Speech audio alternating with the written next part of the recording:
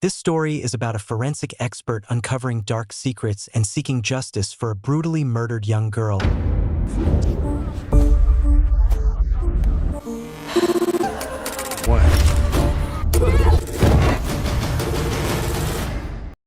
In the water, a small girl's body was found floating, prompting the forensics department's Dr. Tito's Duella to race to the spot for a thorough investigation.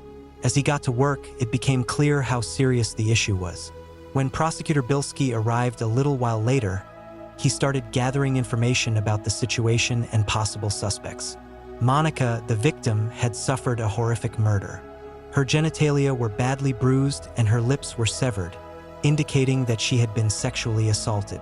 The offender was obviously careful, leaving no trace to identify them, even if no DNA evidence could be located.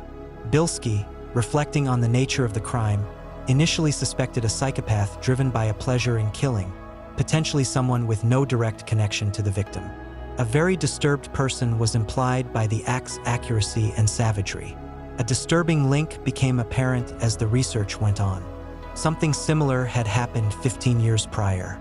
The same technique was used to murder Zanita Kita, who also had her lips severed. After serving his time in jail, her fiancé Jabek was found guilty of the crime. He was immediately suspected because of the obvious parallels between the two incidents. Determined to find out, Bilsky went to Jabek's house to question him. A clearly distraught Jabek tried to convince everyone he wasn't guilty. Demonstrating to Bilsky a ring he had purchased for Zanita, he insisted that he was being set up for a wrongful act. The emotional weight of Jabek's pleas gave Bilsky pause. He sensed a deep sincerity and anguish in the man's words, which made him question Jabek's involvement in Monica's murder. Despite his doubts, the lack of a solid alibi for Jabek made it difficult to clear him of suspicion. Jabek realized he would not be readily freed by the authorities when he found himself seated in the police station. It got too much, both the strain and the weight of his previous conviction. Desperate and unable to bear the torment any longer, Jabek took an extreme step. In an attempt to escape the never-ending scrutiny and the agony of being accused again, he committed himself by jumping out of a window of the police station. After Jabek passed away, Bilsky was left to consider the unanswered questions. The case became more complicated after Jabek's untimely death. Bilsky was left to wonder if Jabek had been innocent all along or if the real culprit was still at large. The haunting similarities between the two cases and the profound impact on everyone involved made it clear that the search for justice was far from over. Bilsky first went to Helena and Roman, Monica's parents, to ask them if they knew anything about the club. Roman, somewhat surprisingly, claimed not to know anything about it, but Helena interrupted, informing Bilsky that her daughter was employed there. Bilsky discovered, when visiting the club, that a man by the name of Kazari Lucas owned it, and, rather shockingly, Roman took care of all their legal affairs. Bilsky was aware that Roman was withholding information, but he lacked sufficient proof to establish his involvement in his daughter's death. When Kazari first learned that Monica was employed by his bar, he made it quite evident to everyone that he intended to wed her. For Kazari, it didn't matter if Monica felt at ease with the association or not. He had already made up his mind. Kazari physically abused Monica in the worst possible manner, and the general assumption any prudent man would make after knowing about it was that he had a role to play in the scheme of things. Waldemar Miller, another bartender, was fairly close to Monica, but he distanced himself when he learned that his employer harbored feelings for her. Although Miller acknowledged that it would not be an easy feat, he promised Monica that he would take action to free her from the boss. Kazari learned that his medications were being taken by someone and sold to the Russians. Kazari murdered a guy with deadly efficiency in front of Monica and his other companions, cutting his lips in a graphic display of savagery. The scene was soaked in malevolence, the blood painting a vivid and horrifying picture. When I saw this, I thought Kazari was the one who killed Monica, but as it happened, that thought was unfounded. Fearing for her life that her daughter had been murdered, Helena went to a club in an attempt to obtain any information that might help her track down the assailant. She was, however, exposed since her drink had been tampered with. The unexpected assistance of one of Kazari's accomplices, who appeared to feel sorry for her, allowed Helena to escape the dangerous position despite this. Bilsky, in the meantime, found Waldemar Miller by being unrelenting in his search for justice. With the intention of getting vital information out of Miller, he intended to arrest him. However, before Miller could reveal anything, Spider, one of Bilsky's colleagues, stormed in and shot him dead.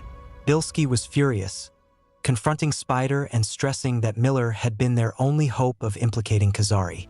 When Roman chose to provide evidence, the inquiry took an unexpected but important turn. Roman, who had previously collaborated closely with Kazari, offered evidence linking Kazari to the murders of Monica and 2 other previous victims. Roman disclosed a very private reason for his behavior. He had learned about Kazari's plans regarding his own daughter a few days prior to Monica's death. In exchange for Kazari's unflinching commitment, Roman had urged him to leave his daughter alone. Roman's narrative revealed that he had been living in a condition of perpetual terror and moral turmoil, divided between his forced loyalty to Kazari and his desire to protect his daughter. His decision to come forward was a desperate bid for redemption, hoping to see justice served for Monica and the other victims. This fresh evidence added layers of complication to the case while giving Bilsky the power he needed to remove Kazari. Now that Spider had betrayed them, Bilsky had to negotiate the treacherous seas of internal team corruption, knowing that their entire operation may be jeopardized. In order to convict Kazari, he also needed to make sure Roman was safe.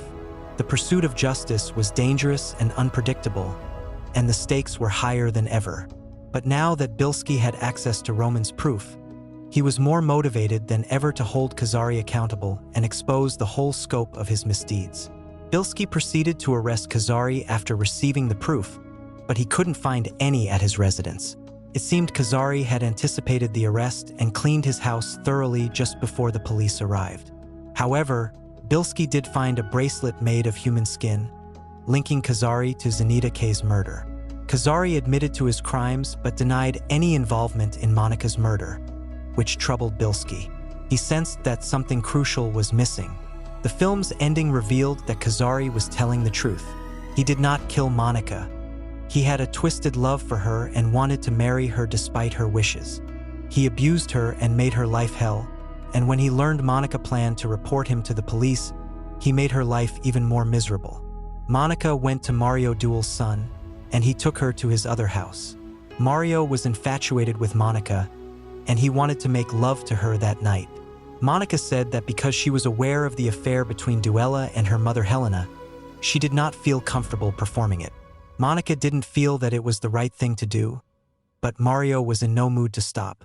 He became violent, and when Monica resisted, he held her face and banged her head on the floor multiple times.